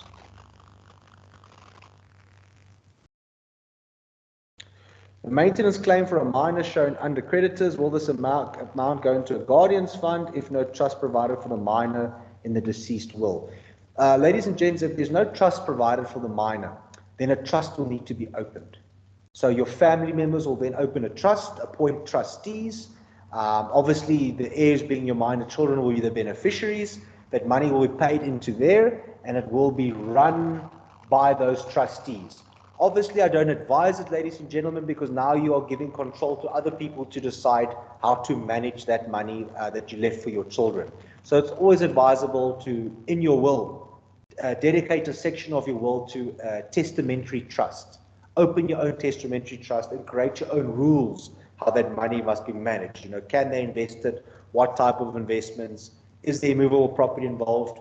Can they sell the property? Should we put tenants in and accumulate rental income, etc., etc.? You can create your own rules through a testamentary trust, but otherwise, if you haven't done that, a separate trust will be opened by the close family members. What if the deceased was unemployed at the date of death but has claims against the estate? Who will be responsible to settle the debt? Okay, so if you remember the claims against the estate, now you're obviously referring to liabilities in the liquidation account. If you remember the calculation there, it was assets minus liabilities minus estate duty. So it's got nothing to do with employment or not. If you have assets, those assets will be sold, and that money will be used to pay whoever you owe money to. So employment doesn't necessarily have any impact whatsoever on your deceased estate. It's what assets do you have that will have an impact. Because if you were unemployed but you owed John 100,000 Rand, what will happen? We'll have a look at your assets. Do you have cars? Do you have houses? Do you have furniture? Those things will be sold, and the money from that will be used to pay John, because obviously your creditors are ranked first. I presume the surplus will have to be distributed between the heirs in the distribution account. So when you say surplus, you're referring to the recapitulation account? No. Remember, in the recapitulation account, we are not giving any money to anyone.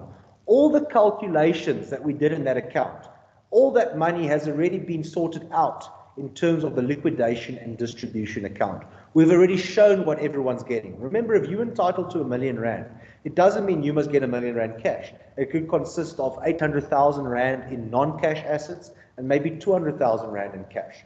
So in the recapitulation account, that surplus, we don't have to, we've already accounted for distributing it in our distribution account at the end of the day. Right?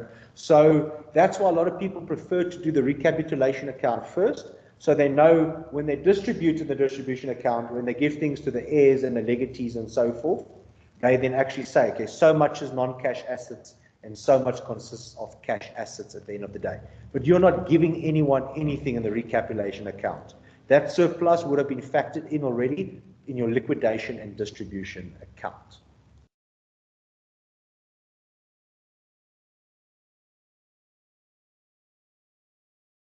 What type of expenses will normally be applicable in cases of rental received? Will this include maintenance? Indeed, maintenance will definitely be an expense there too. And of course, levies. Levies will also have to be regarded as an expenditure when there is rental income being received.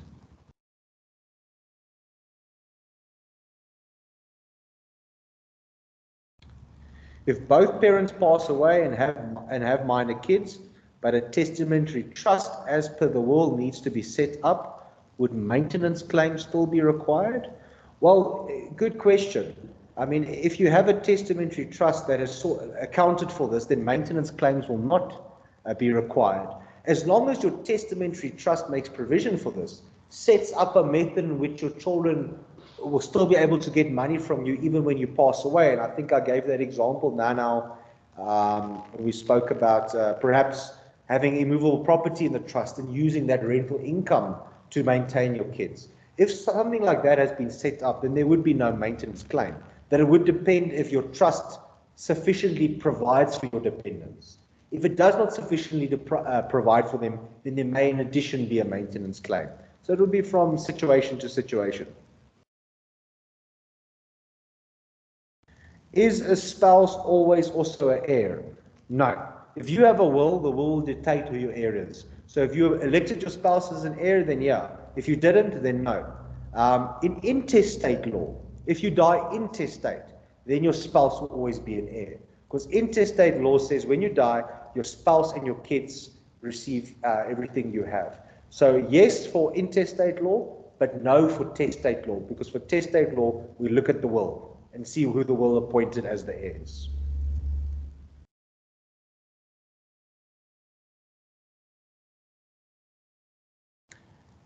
Okay, here's a couple questions asking me about intestate law and so forth. Ladies and gentlemen, I'm leaving that to see if we have time or not, because I don't want to touch on uh, testate and intestate law, because that's sort of a different subject on its own.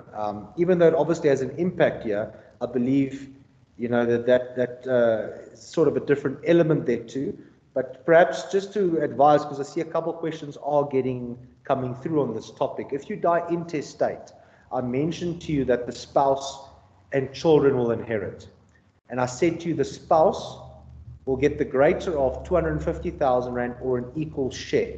So let's say, for example, you leave behind a spouse and 2 kids and you die intestate.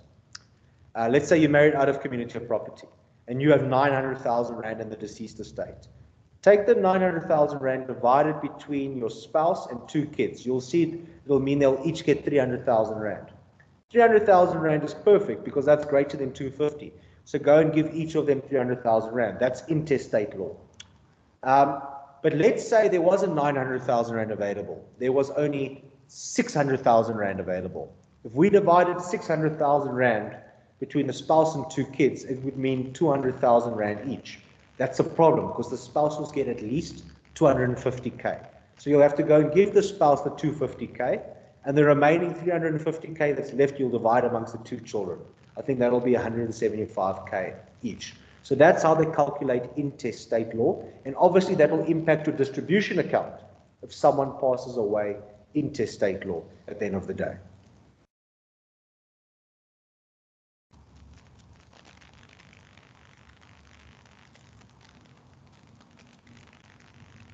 Sorry, I'm just working through the questions, ladies and gentlemen. A lot of the questions are sort of repetition of what I've already asked.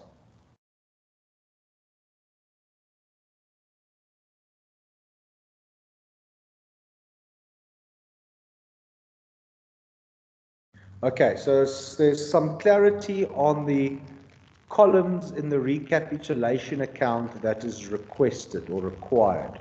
So I actually want to assist you there because the recapitulation account, I did note that, okay, I'm just opening it on my side. I did note that the X's were in the wrong places in the recapitulation account. So let me just clarify that for all of you. Just give me one moment and I'm going to share my screen in case we have any concerns on that.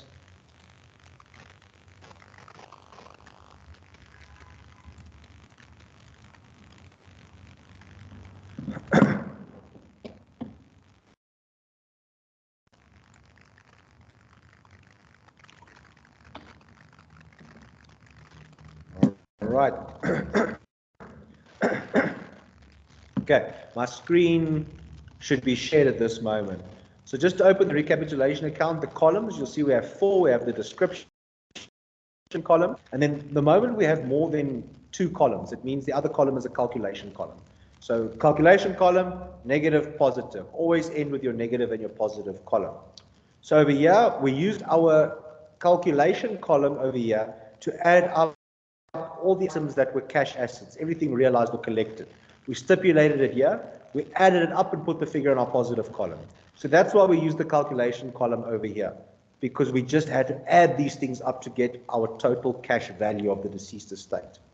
From there, we had to minus liabilities, estate duty, and cash legatees, right? Because I say we have to minus this, these X's should be in our negative column. Anything you minus goes in the negative column. So these X's should be moved over to the middle column, the negative one, all right? You're either going to get a cash surplus or a cash shortfall. Again, over here, this should be moved over. If you get a cash surplus, you will show your figure in your positive column. If you get a cash shortfall, you will show your figure in your negative column. So not in your calculation column. So just to repeat, these X's over here by liabilities, estate duty, and cash legatees should go over to my negative column, my middle column, and then the cash surplus will be reflected in my positive column, and a cash shortfall will be reflected in my negative column. I hope that clears that situation up, as obviously I did make mention that the recapitulation account, those X's are in the wrong place.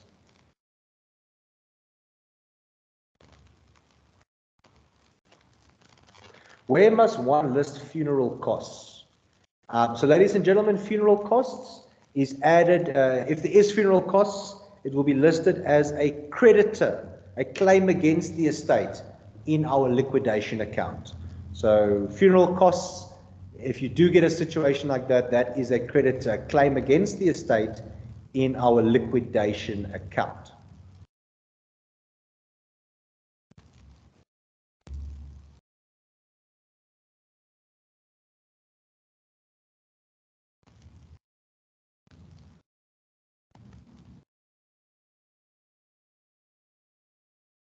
If the deceased died testate and mentioned that the immovable property needs to be put in a trust, how would you go about doing that?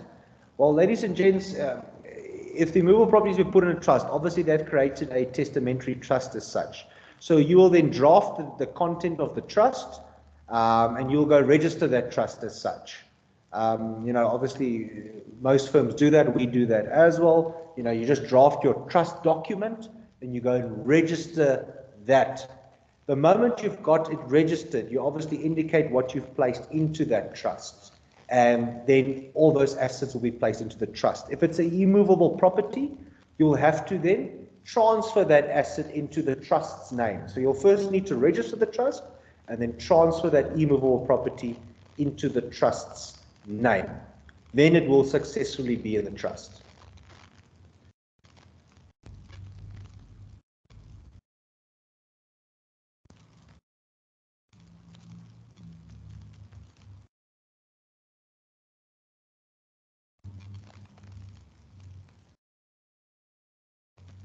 Okay, what happens in a case where the minor child has already gotten his share, and then in brackets, either put in a trust or something, and passes on after that? What happens to his share of the inheritance? So you must remember, the moment you receive your inheritance, it now forms part of your deceased estate. So when you die, it's going to form part of the assets in your deceased estate at the end of the day, because now we'll have a separate L&D account for you, and that you inherited now becomes your asset. So it will form part of your liquidation account as such. A moment, ladies and gents, there's a whole bunch of other questions here as well.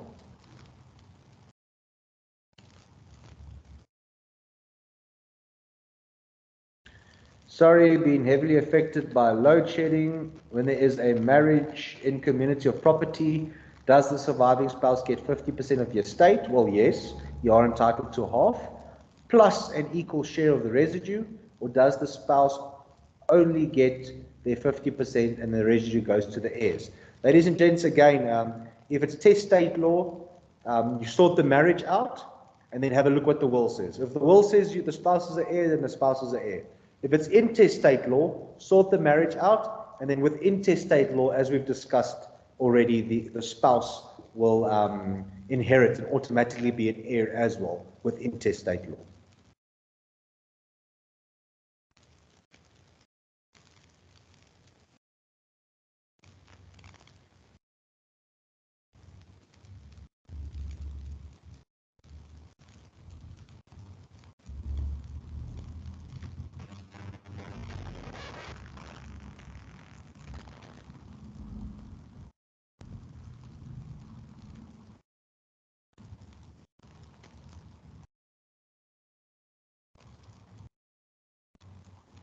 If the company value is more than the value it was sold for, okay, so just from reading your first sentence, I can see where you're going now is when you have shares in a private company, let's say valued at 500K, but the shares were maybe sold for 450K. So they were sold for less, in other words. If this is a zero balance added to total assets for estate duty calculations, or is the loss added to the assets? Okay, so I want us to think about this and go back, to page 1 with our rules. If we recall from page 1, we said every time we sell an asset, always use the sold for price in the liquidation account. So if our company, let's say our ABC company, the assets were valued at 500K, but sold for 450K, we would have put 450K over here. Always put the figure it was sold for. Now when you go to your liquidation accounts, Uh, Over here it says less difference in private company shares. But I told you this is only when the shares were sold for more than what they were valued at. In the example that you've put forth here, the shares were sold for less than what they were valued at. So then we would leave it alone in our estate duty account. Remember, that amount the shares were sold for already forms part of our total assets. We would then not be minusing anything. So it only affects our estate duty when the shares are sold for a higher figure than what they were valued at. And as far as the liquidation account goes, always put the sold for price.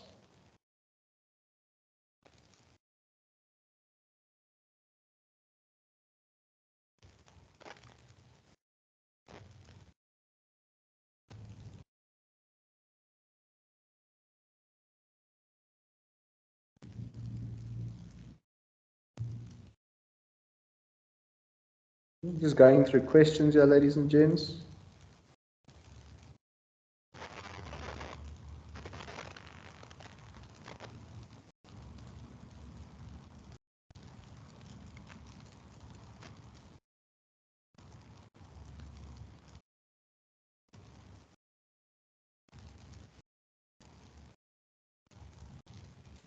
Okay, the beneficiary was not married and they had 3 kids. The deceased gave the spouse 40% and each child 20%. Okay, but the beneficiary was not married. They had 3 kids. The deceased gave the spouse 40% and each child 20%. And when they go to the claim, the spouse told that she doesn't qualify because they were no longer together and she did not get anything. How do you deal with such a case? Okay, the question's slightly a bit confusing, to be honest with you. Let me just try, and if I misunderstand what you are asking here, then please just resend the question. Um, the spouse wasn't allowed to receive inheritance because she didn't qualify, because she was no longer the spouse. But you've said here the deceased gave these people X percentage. So let's just differentiate between the two scenarios. If it was intestate law, then that ex-spouse can't inherit, right? Because they're not spouses anymore. There's no inheritance for your divorced spouses. If it was a will, it wouldn't matter if they were married or not anymore, because the will indicated the spouse must inherit. Unless the will said my wife or husband will inherit. And if you are no longer the wife or husband, then you obviously will be disqualified. But if it mentions you by name, you will still be entitled to inherit, unless, of course, that person died within 3 months after date of death, date of divorce. Because then Section 2B of the Wills Act will apply, and that could disqualify you in such a scenario. So perhaps if that was your line of questioning, go to be section of the Wills Act, as it might give you some valuable information over there.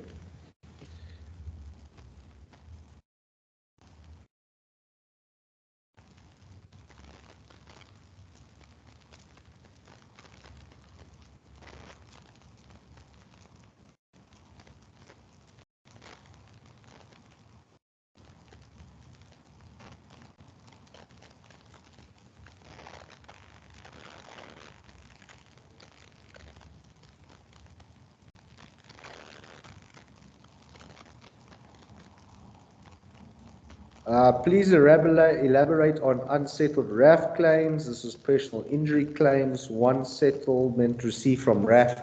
Do a share in this? Indeed, ladies and gentlemen, remember this is a personal claim that the deceased person had, money the deceased person is entitled to. And if the deceased person obviously is now deceased, that money must then fall into their deceased estate and then can be distributed as such.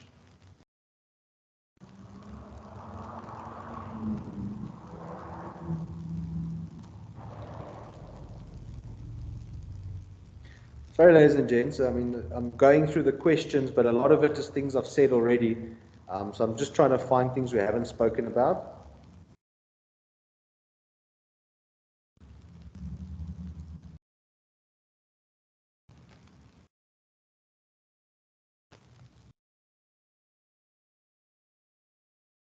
If the policy has no beneficiary but the deceased was married in COP, does the surviving spouse not take 50% of that?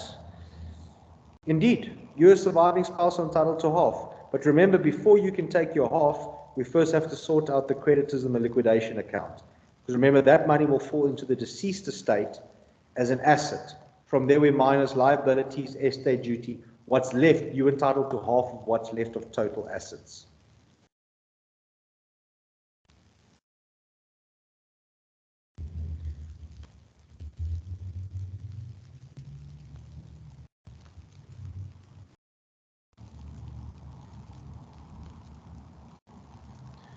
Examples of income that you would typically find, ladies and gentlemen, it depends from situation to situation. I told you to look out for income in your income and expenditure account. Look out for money in bank accounts, where interest accumulated. Look out for rental income. That's typically examples we'd see as well. But in general, anything can be income after date of death if it means money coming into the deceased estate without you having to sell an asset. I mean, another example could be perhaps the deceased person had a business when he or she passed away. Now you've got to close that business down, and perhaps in the process of closing the business down, you are making sales, for argument's sake. Or let's say you had a bottle store. When closing that business down, people are still buying liquor before that bottle store is closed down. That's income you're making, ultimately. So that could also possibly be something that forms a part thereof.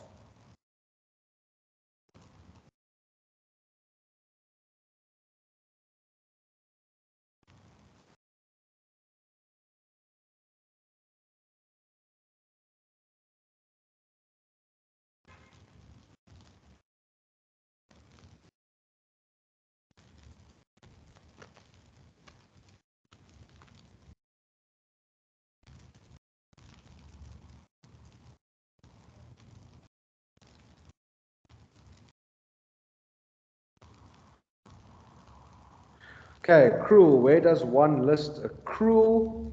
All right, so ladies and gentlemen, just remember when it comes to accrual,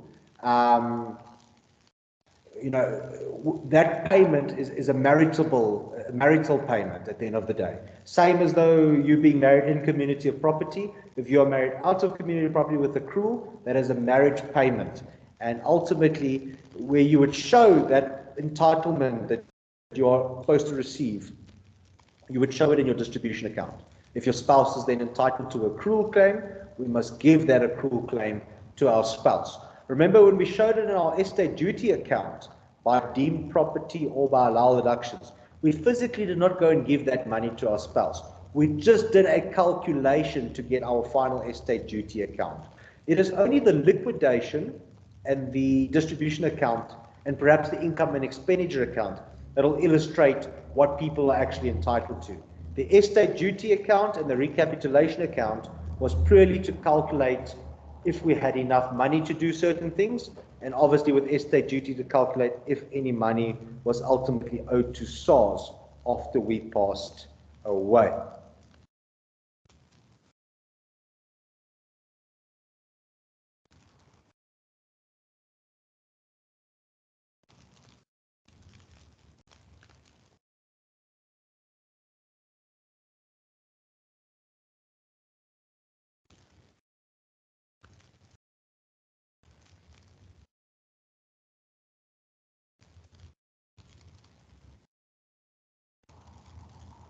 Okay, when a person passes away, as executor, it is our job to freeze the bank account of the deceased.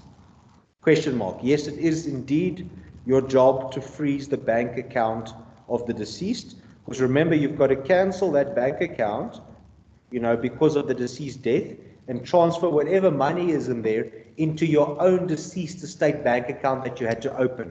I believe that was step 2 that we looked at last week. Will that account then be free of bank charges from that date onwards? Yes, once you've closed down the bank account, there's no more bank charges. So obviously, if that account is losing money with bank charges, I would advise that you close that account as quick as possible. to avoid any other losses there too. Let's say the executor forgets to freeze the account. Will he or she be liable? Well, ladies and gentlemen, if you forget to do your basic duty as executor of closing down a bank account, you are then negligent, and you can indeed be held liable for such costs.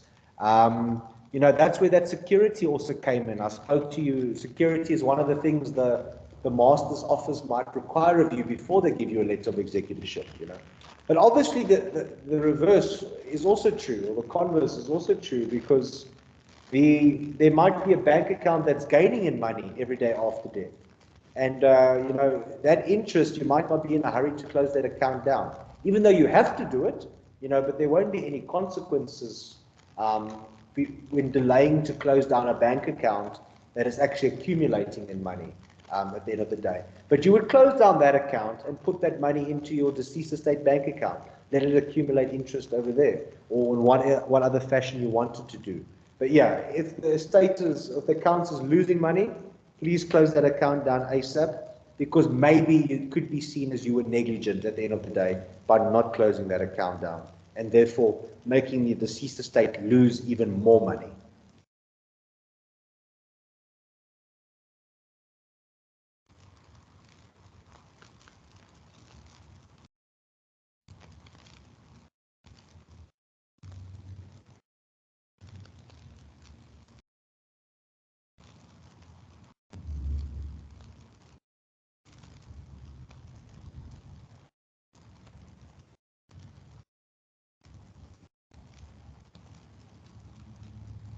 Okay, yes, a couple people also asking for samples of certain documents, that could assist them.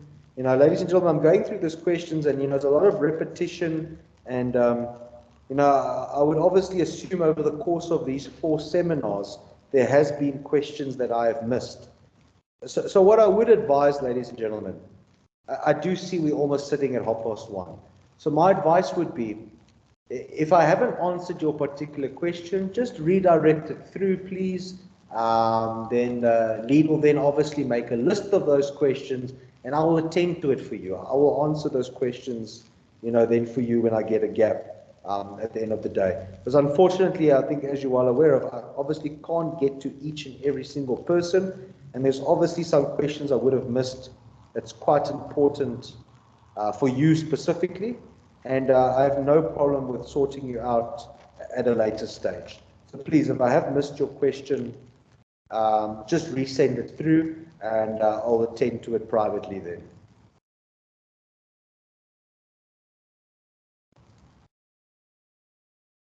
Okay. Here's another question.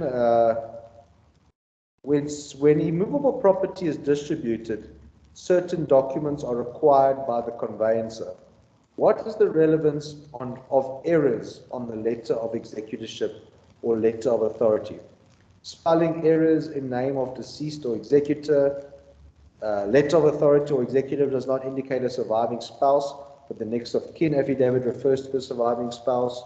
Or death certificate indicates deceased was never married, but a marriage certificate indicates otherwise.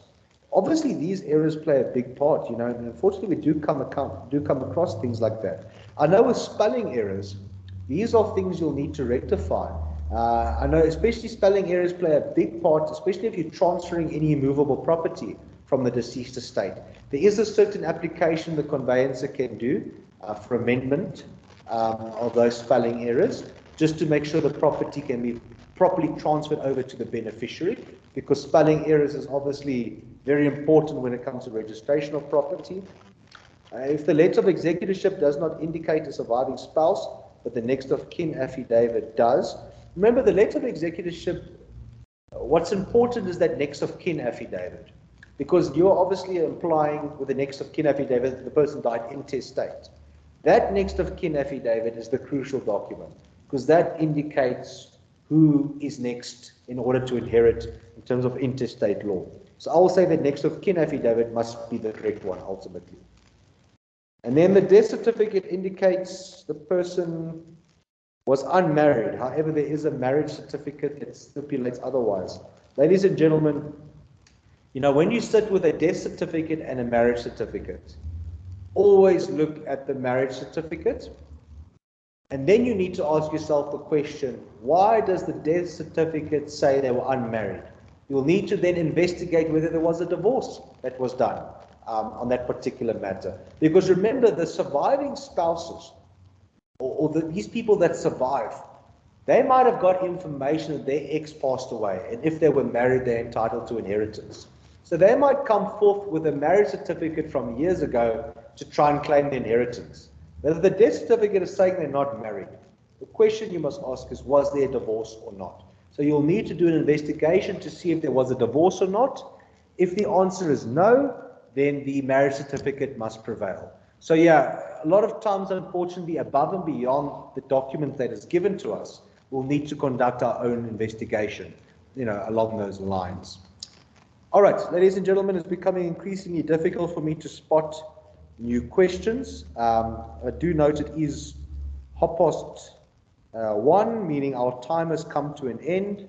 And again, ladies and gentlemen, if I did not cover you, feel free to send a mail through or to post your questions so that privately we can try and attend to it. From my side, thank you for spending these 4 seminars with me. I hope I've assisted you, and obviously some people would have been assisted more than others, but either way, I hope there's something you learn from here, and it does obviously.